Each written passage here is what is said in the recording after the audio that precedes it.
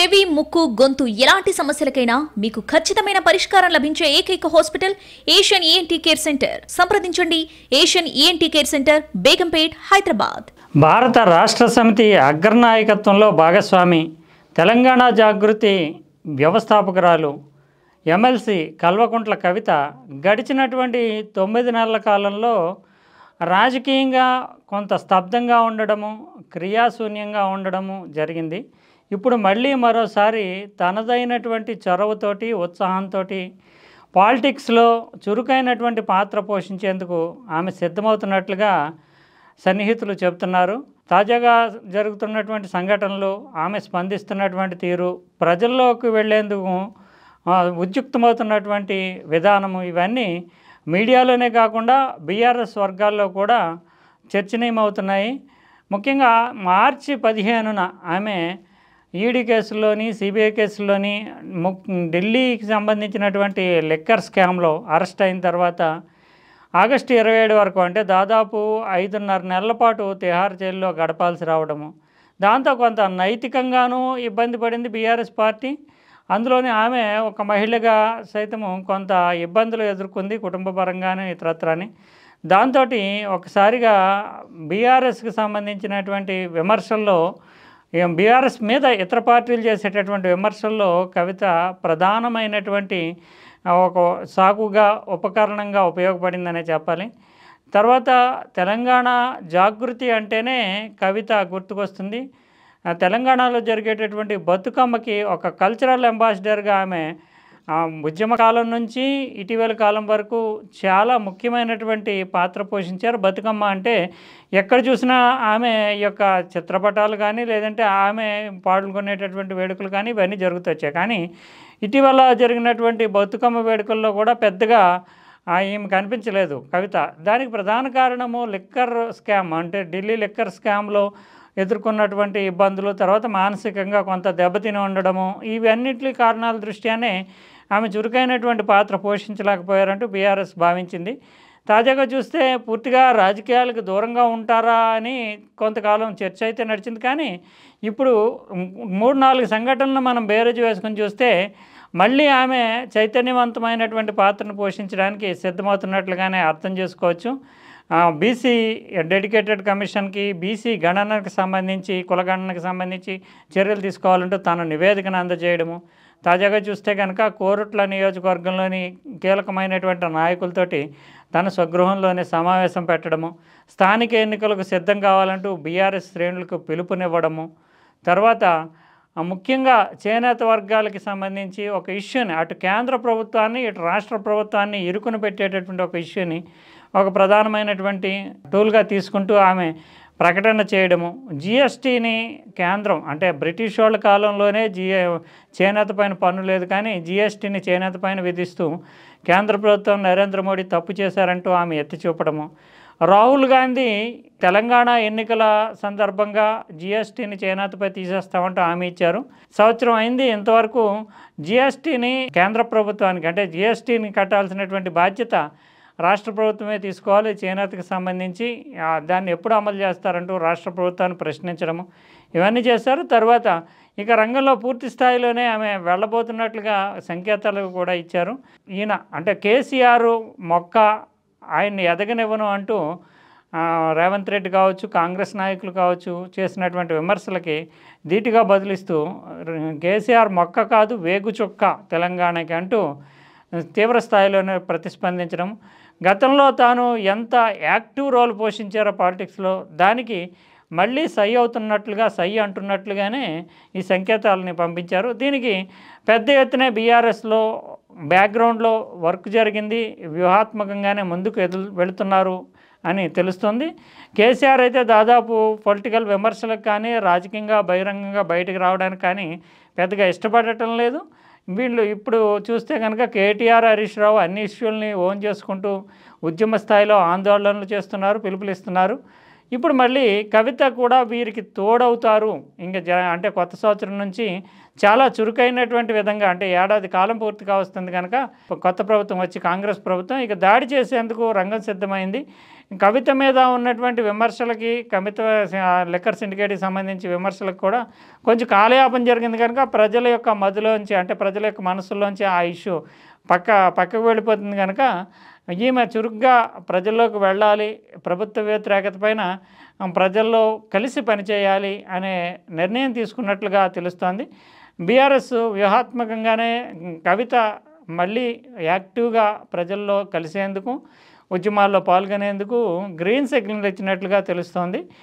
కేసీఆర్ అయితే నిజానికి కేసీఆర్ మీద చాలా విమర్శలు చేస్తున్నప్పటికీ ముఖ్యమంత్రి రేవంత్ రెడ్డి స్థాయిలో ఆయన స్పందించడం లేదు. దీనికి ప్రధానంగా ఒక కారణాన్ని బీఆర్ఎస్ నాయకులు చెప్తున్నారు.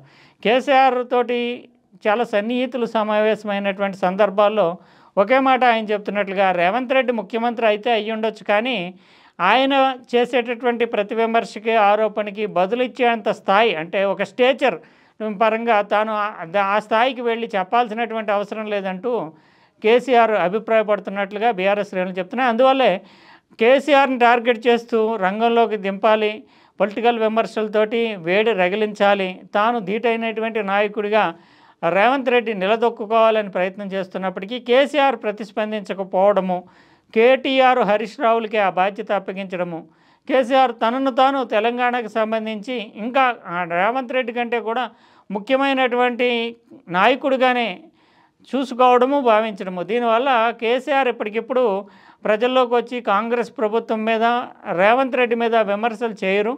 వీళ్ళ ముగ్గురే, అంటే కేటీఆర్, హరీష్ రావు, కవిత, వీళ్ళు ముగ్గురు ఆ బాధ్యతను తీసుకుంటూ శ్రేణుల్లోకి వెళుతూ మళ్ళీ పునర్వైభవాన్ని బీఆర్ఎస్కి తీసుకురావాల్సినటువంటి బాధ్యతను వీళ్ళకే అప్పగించారంటూ బీఆర్ఎస్లో ప్రచారం జరుగుతోంది.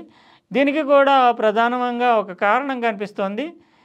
ముఖ్యంగా కాంగ్రెస్ పార్టీ ఇచ్చినటువంటి హామీల్లో రైతు బంధు అమలు చేయకపోయినప్పటికీ రైతు భరోసా ఇస్తామని చెప్పడము, దాన్ని అమలు చేయలేకపోవడము, రుణమాఫీ పూర్తి స్థాయిలో అమలు చేయలేకపోవడము, వీటికి తోడు మహిళలకి ఉచిత బస్సు పథకాన్ని అమలు చేసినప్పటికీ మహిళలకి నెలవారీ 2500 వరకు ఇస్తామంటూ చెప్పినటువంటి హామీని నిలబెట్టుకోలేకపోవడము, అందువల్ల మహిళల్లో కొంత అసంతృప్తి ఉంది. మహిళలకి అమలు చేస్తామన్నటువంటి స్కీమ్స్ విషయంలో ఈ స్కీమ్ని, ఉచిత బస్సు స్కీమ్ని మినహాయిస్తే మహిళలకి ఆర్థిక రూపంలో ఇస్తామన్నటువంటి స్కీములు కానీ, ఉపాధికి సంబంధించినటువంటి చర్యలు కానీ, నెలవారీ ప్రయోజనం కల్పించేటటువంటి నగదు పంపిణీ విషయంలో కానీ ముందుకు వెళ్ళడం లేదు కాంగ్రెస్ ప్రభుత్వం. దీంతో కొంత వ్యతిరేకత ఏర్పడింది. దీన్ని పెద్ద ఎత్తున ప్రచారంలో పెడుతూ ఎన్నికల హామీలు వీటిని అమలు చేయలేకపోయింది కాంగ్రెస్ అంటూ చెప్పాలంటే ఒక కరిస్మాటిక్ క్రౌడ్ పుల్లింగ్, అంటే జనాకర్షణ శక్తి కలిగినటువంటి ఒక వాయిస్ కావాలి. రేవంత్ రెడ్డికి సంబంధించినటువంటి వర్గాలు, అంటే కాంగ్రెస్ పార్టీ ప్రభుత్వం ఎంత చెప్తున్నప్పటికీ ఆయన ధీటుగా ఎదుర్కొనేందుకు కేటీఆర్, హరీష్ రావు, యువత, రైతులు వీళ్ళని టార్గెట్గా చేసుకుంటూ ఆయా వర్గాల్లో ప్రభుత్వ వ్యతిరేకతని పెంచేందుకు లేదా ప్రభుత్వ వ్యతిరేకత పైన పెద్ద ఎత్తున ప్రచారం చేసేందుకు కేటీఆర్, హరీష్ రావు పూనుకుంటున్నారు. ఇప్పుడు మహిళల ఇష్యూ, మహిళలని టార్గెట్ చేస్తూ మహిళల్లో చైతన్యం రేకెత్తించడము, మహిళల్లో ప్రభుత్వ వ్యతిరేకతకి సంబంధించినటువంటి విషయంలో పెద్ద ఎత్తున ముందుకు తీసుకెళ్ళడం అనే లక్ష్యాలుగా కవిత రంగంలో దిగుతున్నట్లుగా చెప్తున్నారు. ఎందుకంటే మహిళలలో తెలంగాణ జాగృతితో తెలంగాణ సమాజంలో మహిళలతోటి కవిత బలమైనటువంటి అనుబంధాన్ని పెనవేసుకున్నారు. సాంస్కృతికమైనటువంటి రాయబారిగా ఆమె తన వాయిస్ని వినిపించారు. తర్వాత బతుకమ్మ ఉత్సవాలకి ఒక కళను తెచ్చిపెట్టారు. ఇప్పుడు మళ్ళీ తెలంగాణ జాగృతిని మధ్యలో బీఆర్ఎస్గా మారిన తర్వాత తెలంగాణ జాగృతిని భారత జాగృతిగా మార్చారు. కానీ పెద్దగా ఫలితాలు లభించలేదు. తర్వాత ఆ ప్రయత్నం వికటించింది. బీఆర్ఎస్ అనేటటువంటి ప్రయోగం కూడా విఫలమైంది. ఈ నేపథ్యంలో మళ్ళీ భారత జాగృతిని తెలంగాణ జాగృతిగా పునరుజ్జీవింపజేసి తెలంగాణ జాగృతి ద్వారా మహిళల్లోకి వెళుతూ మహిళా చైతన్యము, మహిళలకి ప్రభుత్వం చూపుతున్నటువంటి నిర్లక్ష్యము, ఇచ్చిన హామీలను అమలు చేయకపోవడము, వీటిని లక్ష్యాలుగా చేస్తూ పెద్ద ఎత్తున తెలంగాణలో పర్యటించేందుకు కవిత సిద్ధమవుతున్నట్లుగా బీఆర్ఎస్ వర్గాలు చెప్తున్నాయి. ఇప్పుడు చూస్తే కనుక రానున్నటువంటి 2-3 రోజుల్లోనే పాత ఉమ్మడి జిల్లాల ప్రకారం 10 చోట్ల కవిత పెద్ద ఎత్తున సమావేశాలు పెట్టనున్నట్లు, ఆ తర్వాత జిల్లాల వారి పర్యటనలతోటి వెళ్ళనున్నట్లుగా తెలుస్తుంది. బీఆర్ఎస్ శ్రేణులను కూడా ఈమె కలుపుకుని వెళతారు. అందుకు అవసరమైనటువంటి యాక్షన్ ప్లాన్కి ఇప్పటికే ఆమె వద్ద సిద్ధంగా ఉందని చెప్తున్నారు. ఒకవైపు చూస్తే కనుక ఢిల్లీ లిక్కర్ స్కామ్కి సంబంధించి ఇంకా ముందు ఫర్దర్ స్టెప్స్ ఏమీ పడే అవకాశాలు లేవు. రానున్నటువంటి 2-3 ఏళ్ల వరకు ఆ రకమైనటువంటి రిలీఫే ఉంటుంది. అందువల్ల ఈ లోపల తనకున్నటువంటి వాగ్దాటి, జనాకర్షణ శక్తి, మహిళల్లో చైతన్యం రేకెత్తించడానికి మీడియా గ్లేర్ కూడా తన మీద ఉంటుంది కనుక మీడియా తను ఎక్కడికి వెళ్తే అక్కడికి వెళుతూ ప్రచారం చేసేందుకు కూడా పూనుకుంటుంది కనుక కవిత ఇక రంగంలో దిగబోతున్నట్లుగా బీఆర్ఎస్ వర్గాలు చెప్తున్నా. ఇది ఒక రకంగా చెప్పాలంటే ఆమె స్తబ్దంగా ఉండడం బీఆర్ఎస్ని కూడా కొంత నిరాశకు గురి చేసిందని చెప్పాలి. కేటీఆర్, హరీష్ రావు ఎంతగా పోరాటం చేస్తున్నప్పటికీ చొరవతోటి మహిళల్లోకి చొచ్చుకుపోయేటటువంటి సామర్థ్యం కవితగా ఉంటుంది. అందువల్ల ఇంటింటికి వెళ్ళి పలకరించగలదు, ఆమె గ్రామాన్ని చుట్టుముట్టగలదు అంటూ ఆమెలో వీళ్ళిద్దరికంటే భిన్నమైనటువంటి ఒక దృక్కోణము, తర్వాత చురుకుదనము ఉంటాయి. అందువల్ల ఖచ్చితంగా కవిత మళ్ళీ యాక్టివ్ అవుతూ రాజకీయ రంగంలో తెలంగాణ సమాజంలో తిరుగుతూ ఉంటే కనుక బీఆర్ఎస్కి కొత్త వెలుగు వస్తుందంటూ ఆ పార్టీ వర్గాలు ఆశాభావాన్ని వ్యక్తం చేస్తున్నాయి. వినికిడి లోపం ఉన్న వారికి అడ్వాన్స్డ్ హియరింగ్ ఎయిడ్స్ లభించును. సంప్రదించండి Asian ENT care centre, Begumpet, Hyderabad.